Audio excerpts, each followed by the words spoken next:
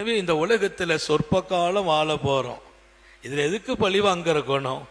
அடுத்தவங்க மேல விரோத தன்மை, அவங்களை அழிக்கணும், இவர்களை நாசப்படுத்தணுங்கிற எண்ணம் வேண்டாம். மன்னிப்போம். தவறு செய்யாதவர்கள் இல்லை.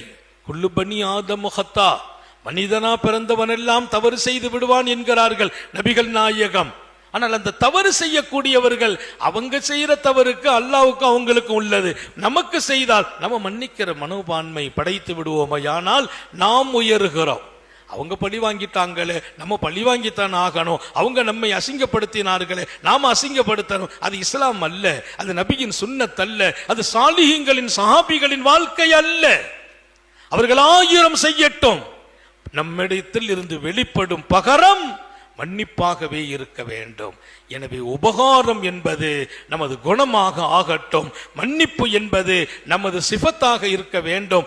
இந்த ரெண்டும் ரசூலுல்லாஹி ஸல்லல்லாஹு அலைஹி வஸல்லம் வாழ்ந்ததும் சமூகத்தை வாழ வைத்ததும். அதனால உலகத்தில் நம்மள்ட்ட அல்லாஹ் எதை கொடுத்தானோ அதை கொண்டு மற்றவங்களுக்கு உபகாரம் செய்வோம்.